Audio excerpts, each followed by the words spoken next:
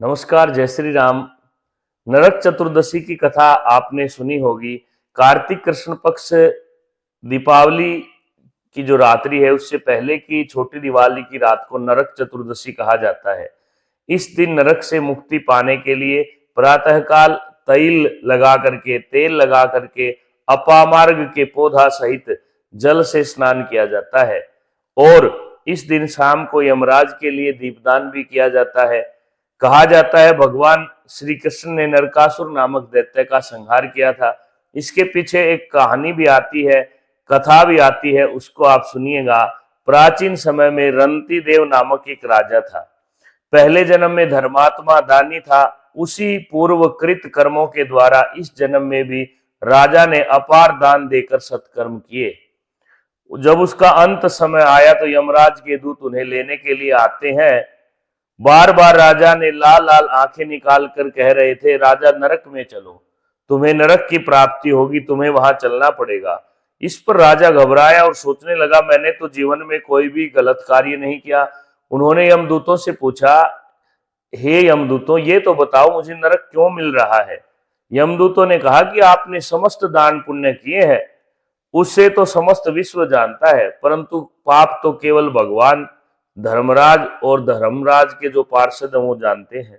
राजा बोला, उस पाप को आप मुझे बताओ ताकि मैं उसका प्रायश्चित कर सकूं। यमदूत बोला, एक बार तेरे द्वार से एक भूखा ब्राह्मण लौट गया था, इसलिए तुझे नरक जाना पड़ेगा।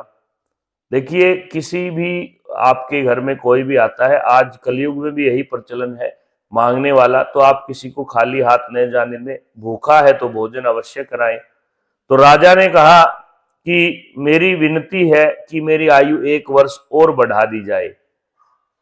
इस विषय को दूतों ने बिना सोच विचार किए ही स्वीकार कर लिया और कहा, ठीक है राजन, हम बिना धर्मराज के सलाह किए आपको 1 वर्ष की आयु और देते हैं, क्योंकि आपने बहुत पुण्य कर्म किए हैं। यमदूत चले गए। राजा ने ऋषियों के पास जाकर इस पाप से मुक्ति का उपाय पूछा। ऋषियों ने बतलाया, हे राजन, तुम कार्तिक कृष्ण पक्ष चतुर्दशी को व्रत रखो और भगवान कृष्ण का पूजन करना, ब्राह्मणों को भोजन कराना, दान देना, सब अपराध सुनाकर क्षमा मांगना, और जब ब्राह्मण आपको कहेंगे कि हे राजन आपका कल्याण हो, हे राजन आपको स्वर्ग की प्राप्ति हो, आपको मुक्ति की प्राप्ति हो, समझ लेना आपका कल्याण हो गया, तब तुम पाप से मुक्त हो जाओगे। कार्तिक कृष्ण पक्ष की चतुर्दशी आने पर राजा ने नियम पूर्वक व्रत को किया और अंत में विष्णु लोक की प्राप्ति हुई।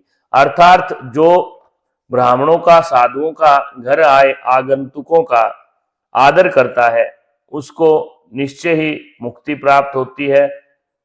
सभी को पुनः अनंत चतुर्दशी की शुभकामनाएं। धन्यवाद। जय श्री राम।